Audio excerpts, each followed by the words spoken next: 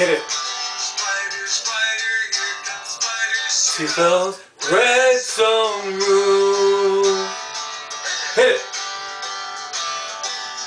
Spider, Spider, here comes Spider. CFL's red zone rule. Hit it.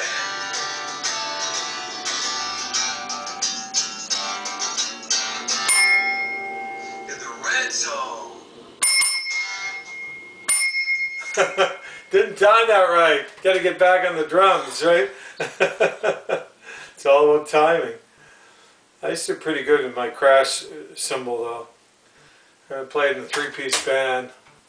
Drums, bass, guitar, lead vocal. We did a lot of Led Zeppelin, The Guess Who, Joe Cocker. We had a singer that could sing Joe Cocker and Cretans like you wouldn't believe. You know, Iron Butterfly. He was amazing. Three Dog Night.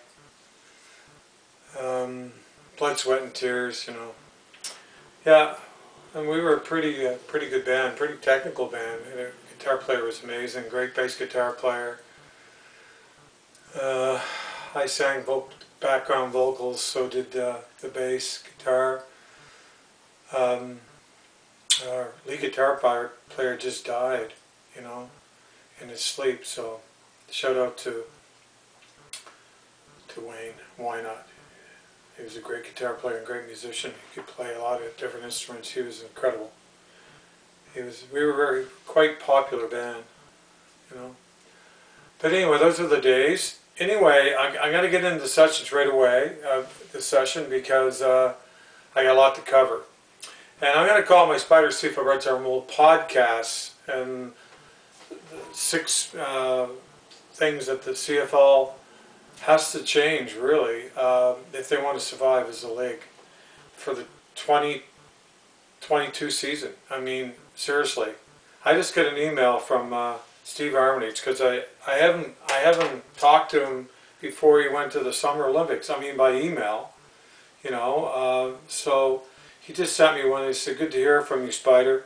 All is well at the end. Just signed my contract at Beijing Winter Olympics. I wonder if that's going to even happen." He says, "You are right about the CFL. I was talking about how he says the same thing. I cannot remember a season when there was so little interest. I did not watch one single game from start to finish." He's talking about he said the pandemic really did harm the CFL. Keep plugging away. He's talking about my rule. He says, from the beginning, you were going to need a lot of patience, and he's right about that. And then he says, "I know it's tough, but it is the only answer. The league thinks it has a game that needs little or any change." He's talking about the CFL, of course, and has thought that way for a long time. He should know. He did 27 Grey Cups for them. And he says maybe after a poor season like this, they will be a little more receptive. He said, that is very encouraging. He says, "Don't get too discouraged. You have a dream. Keep going." Steve Armitage, the legend, the icon, Steve Armitage. So that's a great email to receive. There's no doubt about it. And on my title subject of my I'm going to call it the podcast, right? Because he's mentioned you should do a podcast, but this is sort of like a podcast. But what I did, I put together, that I'm going to get into very soon, a letter to Mr. Murray, because I heard him on Ian Murray, the chair of the board of the Edmonton Elks. I almost said the Eskimos. I know a lot of Eskimo fans walked away because of the name change, and it was all political. There was no need to change it. It was all politics, you know. And I didn't see Trudeau compensated them for the loss of fan support and season ticket holders by changing the name. Just look at all the empty seats. I mean, there's virtually nobody in the stadium. You know, it was all political. But they need to get the that double E logo back on the helmet, even if they put, and they got to get those antlers off. They're awful. They look awful. And I mentioned that to him in a nice way, and I'd given some suggestions that, you know, either do like Calgary's doing, you know, this year they have their anniversary on one side, and their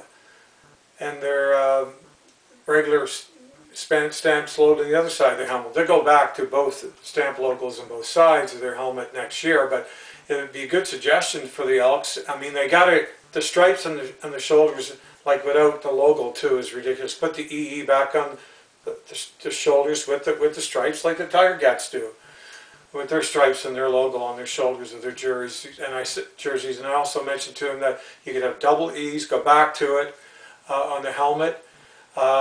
Because by looking at those antlers every time, the Eskimo fans, they get more pissed off. It reminds them what they've done, how they destroyed the most popular Eskimo logo. It was very popular and looked great, and it was like a long lasting.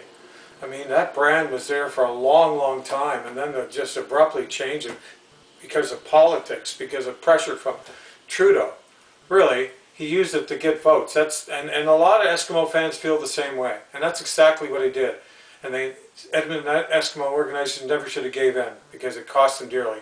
But you know, put the EE at least back on the helmet, either on both sides, or the logo that's at center field. That Elks logo on one side of the helmet, the EE on the other side, but not those godly, awful looking antlers on both sides of their helmets. The most ugly looking helmet in the CFL. That's just my opinion, and I know I'm right because I've heard it from Eskimo fans. So anyway, that was a long rant. So we're already into 6 minutes. I got to get moving. I wanted to tell I made a mistake. I mean, come on. I mean, I'm not perfect. I'm human, right? It was a 1989 Grey Cup that Mr. Vanson wrote a book on when the Saskatchewan Roughriders beat the Hamilton Tiger Cats in the first Grey Cup game ever at the Sky Dome, and it was called the Sky Dome. It was 40-43. Field goal, the last play of the game when it was 40-40. Okay, so that's what it was. So I'm sorry. I said 1984, and I think I said 44-41. I was close, but you know, you got to check your stats, right? Nobody's perfect. I wanted to, you know, like how I got my name Spider. Okay, well, my last name is Spydel, like Spydel watch bands, and so, you know, like when I played sports, baseball, hockey, everybody called me Spider. As I through school and high school, when I was at the art college and community college at Dal, when I got my photography diploma, then I applied for Pentax. All my customers, I got the job, and all my customers, Bell and Howell first, and then Pentax, and all my customers called me Spider. Everybody. All my friends call me Spider. All the people I continue to play sports with call me Spider. All the kids that came here, Halloween, I used to do my house up in with a Spider-Man theme for Halloween. I won the top decorated Halloween house by CTV. They were here with their cameras and everything. And all the kids call me Spider. So, and all my son's kid, you know, hockey players and baseball players, all those, you know, people he played sports with all call me Spider. So that's my name. They used to, you know, a lot of people call me, my friend, Spider-Man, you know. And, you know, even when I went to, I'll show you something. This is the bigger version of, I'll take them all out because I wanted to show you all three of these. This is the bigger version of that Spider-Man picture of me. My mother made it. She used to work for Suttles and Seawinds, and she made it out of Suttles and Seawinds, their fashion. And that's me when I went down to New Brunswick, and I wore my Spider-Man costume all that day. It was Halloween. I went out and made calls to all my customers, and I went into Gem Photo, a big customer, a Pentax customer of mine, and his wife. His wife was in a hospital with dying with cancer, and I went in to see her with my Spider-Man costume, and I really cheered her up. It was a very emotional moment for me. Having Mr. for Gem, Mr. You know, that's his name, Gem Photo, you know, that's a sad day. It was a sad day because she died shortly after, but she was really happy to see me. She really liked me. I really liked them. They used to take me to their house for dinner. A lot of my customers did. They wouldn't even let me stay at a hotel. So, and they all called me Spider too. All my customers, everybody, and they really liked it. And I changed the I to a Martini Y. That's the thing. And my son too. They used to call him Spider Spydell, right? When he played hockey. Here's a picture of my son when he was captain of the team in novice AAA when Sidney Crosby played with him. he liked those yellow laces. It's a pretty cool picture. And then in Batham AAA when they won the Urban Challenge Cup, and they won it back to back, by the way. And this was his first year when he was a rookie, when he was MVP of the game against Nova Scotia. It was a big game, and they ended up going to the final. My son was MVP of that game, scored 2 goals, and they beat Newfoundland to win the Atlantic Irving Challenge Cup to go to the Air Canada Cup, right? Well, no, that was Batham AAA. They did that with the Dartmouth Subways. But this is a picture of my son with Irving Challenge Cup in Batham AAA. Three pucks when they beat Nova Scotia when Steve Dickens, yeah, I think that was his name, played on the Halifax Nova Scotia team. We were hosting Cole Harbour Wings, and he ended up playing with City on the Team Canada, national junior team, major junior team. So Steve Dixon, that's his name. Okay, so there's my son. That game, he scored 3 goals. They won 5-3, a hat trick, and Cam Russell presented him with the MVP and the 3 pucks, Urban Challenge hat trick pucks. It's a pretty cool picture, right? So that was the year my son had 118 points, 50-some goals, 50-some assists, and Sidney I think he broke a record. He had 148 or something points. It's pretty crazy. That was the next year. Sorry, the next year when my son was captain of the Batham AAA team when they won the Urban Challenge Cup. And Sidney had 148 points that year. My son had 118. So that's enough for hockey right now. But like every dad, you're proud of your son, right? Proud of your son. So anyway, let's get into. You notice that I got Bo Levi Mitchell's picture up there because I'm going to talk a fair amount about him and what's going on with him. And before I get into this, actually, I'll talk about it. The big game coming up, the two semi-final playoff games, Montreal and Hamilton. In Hamilton should easily win that game. It may be not as easy as you think, but they should. The way they played, even though Saskatchewan didn't play Fajardo, but in the last game of the season, Hamilton, when they beat them quite badly. But Hamilton should win the game, and I think Hamilton should probably beat Toronto, but you don't know. Toronto may come up with a big game. They have if they're really preparing well, they're at home, they could easily win. So those games would be interesting, but I think the big game is the Calgary Stampeders at Saskatchewan Roughriders, and they have home field advantage in their great stadium, their fancy stadium. It's pretty fancy, pretty big leg. And Bo Levi Mitchell, I mean, he played half against the Winnipeg Blue Bombers. It was the last play of the game, 13-12. What a score. I think that's what the score was. They won it with Mayer in there, but Bo Levi Mitchell first half looked awful. He was throwing passes like 6 yards passes in a straight line, and it's not all his fault. It's Dave Dickens' play calling. And sideline passes. What about the wide field, 65 yards in the CFL? What about vertical passes? What is Dave Dickinson plays these little tiny plays under 10 yards to try to get a first down, and what the result is that is 2 and outs, 2 and outs, 2 and outs. Winnipeg Blue Bombers don't play like that. I mean, when they go for a 30, 40-yard pass or more on first down and on second down, and they run the game too. They mixed up, but they're not just predictable. And like Dave Dickinson, they say he's such a great coach. There's a lot of complaints that people that call in the post-game talk show in Calgary on 7790, there I got it right, complaining about his play calls because it's really boring football. He likes a low-scoring game, 2017 game. Well, CFL fans don't. It's boring football. And if he makes some calls against, and they have the referees that beat Fort Saskatchewan because they'll want to see Saskatchewan play Winnipeg in the Western Final. You know that. So they got to have no penalties, and how are they going to do that? Referee's going to be calling penalties that aren't even penalties. You know they are. And Bo Levi Mitchell, if he plays like that, because they said that he's fallen off a cliff, his arm is screwed, is done. They have no chance at all.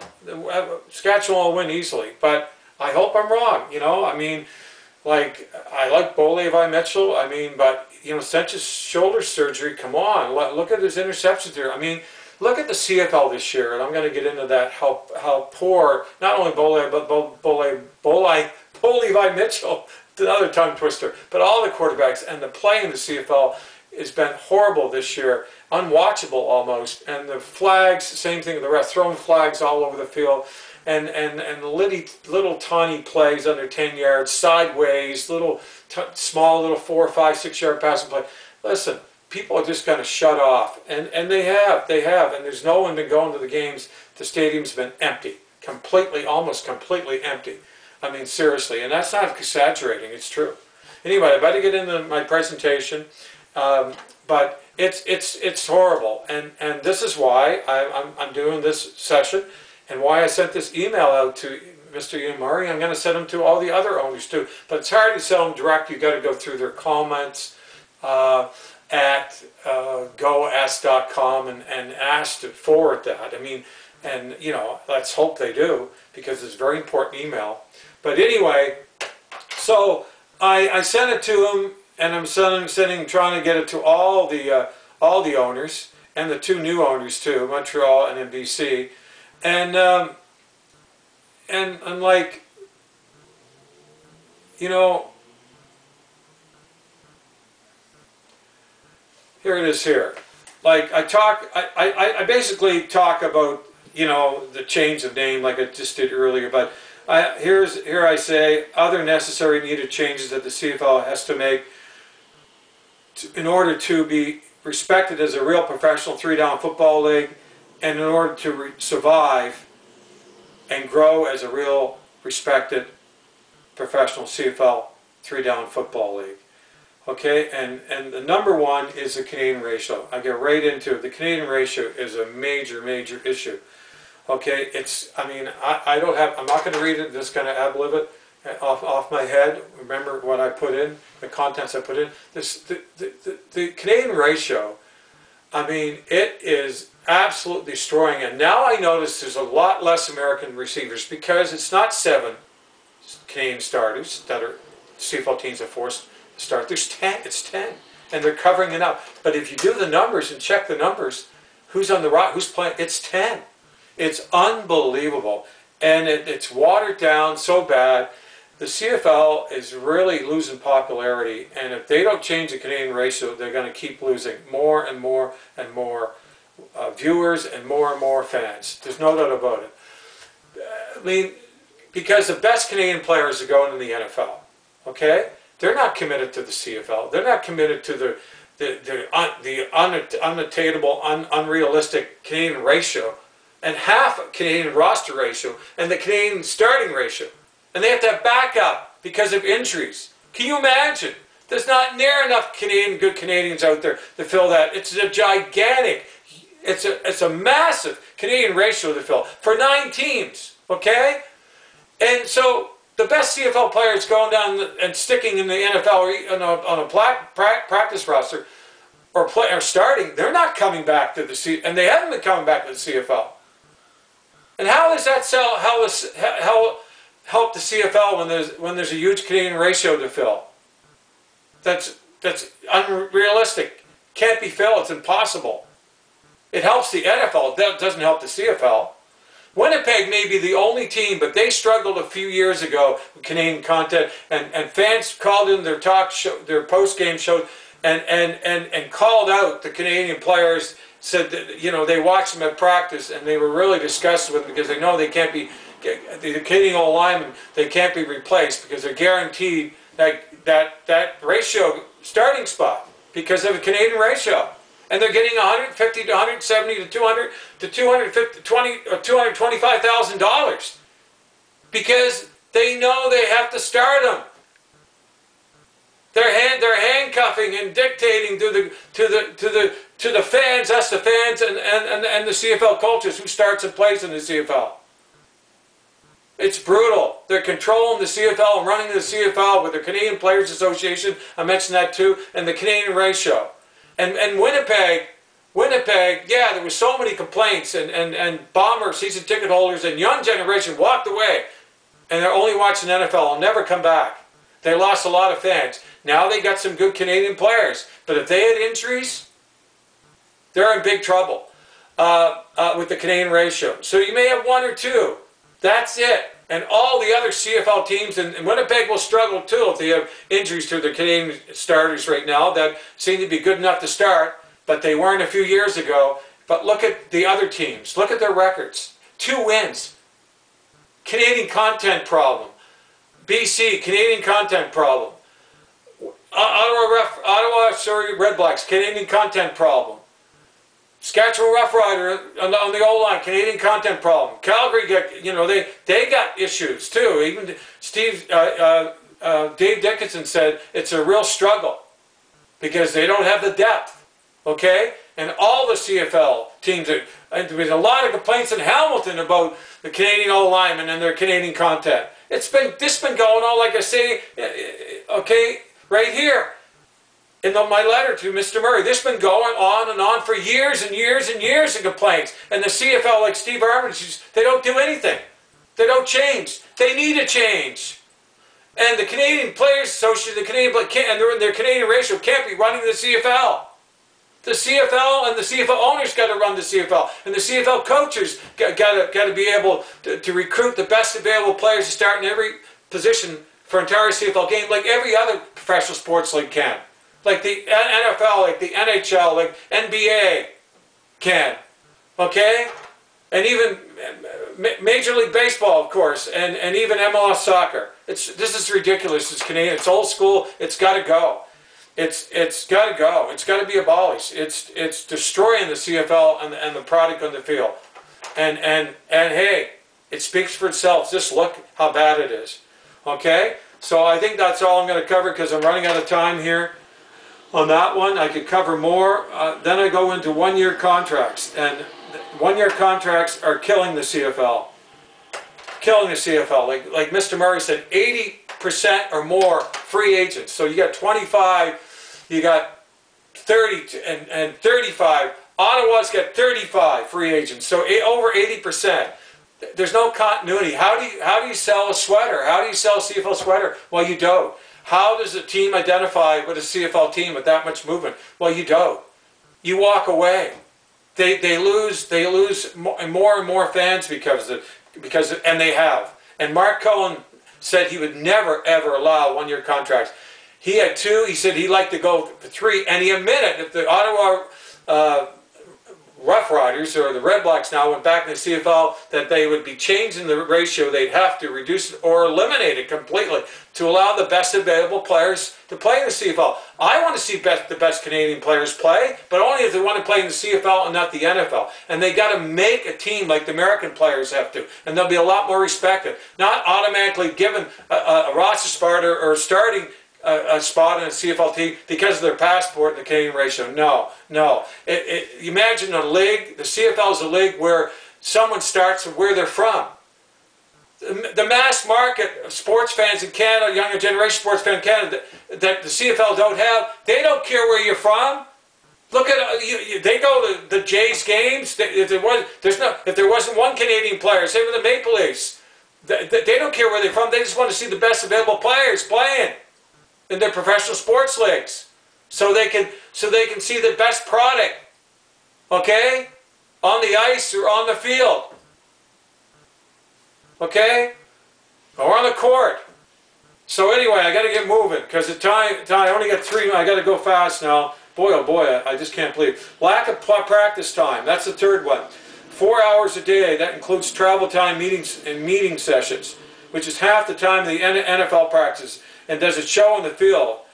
CFL teams obviously need to prepare and practice longer than 4.5 hours a day in the CFL if they want to be and get a lot better. And that is so true. We're going to go right to, and they need to do it, we're going to go right to number 4. Referees constantly throwing flags on the field over and over and over.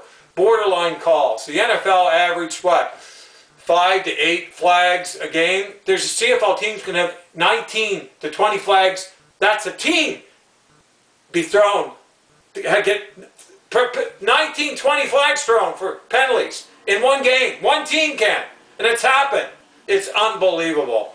you get 20 on an average, practically 15 or 20 or 25 on an average every CFL game. It's ridiculous. The CFL and their owners got to tell like in the NFL, they put their flags in their pocket. Tell the referees, put your flags in the pocket. We want to sell our game. I mean, big punt returns always coming back, like big plays always. It's unbelievable. It's like, it's terrible. The referees got to be told, you do this or you out the door. Seriously. So I covered, so that's number 5. The CFL needs also to do a lot better in perception, awareness, branding, and promoting of our 3-down game of football, and on the field too. The CFL needs to have their home field CFL team logos at center field and in the end zones consistently throughout the CFL, and the CFL logo as well on the field. But go back to the previous, more popular CFL logo that has more color and better presence compared to the current unpopular, dull, boring CFL logo that the CFL has now. The CFL also needs to have their games on CTV and the Grey Cup on CTV.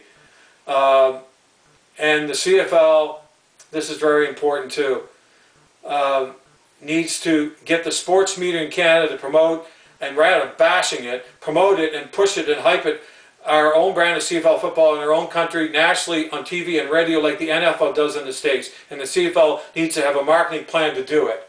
Okay, I only got about a minute. So the last one, of course, the CFL needs to attract the mass market younger generation sports fan in Canada who watches the NFL, NHL, NBA, Major League Baseball, and yes, MLS soccer, and who don't watch the CFL. Who the CFL needs is CFL fans in order to grow their fan base and grow their brand of CFL 3-down football. And that's why all of these 6 important necessary measures and crucial changes are needed. And as well, most importantly, okay, is my SPYDER CFL Red Zone rule. Okay, and well, I'm going to go into another session because I didn't have enough time. So signing out, I'll be back for another session. SPYDER.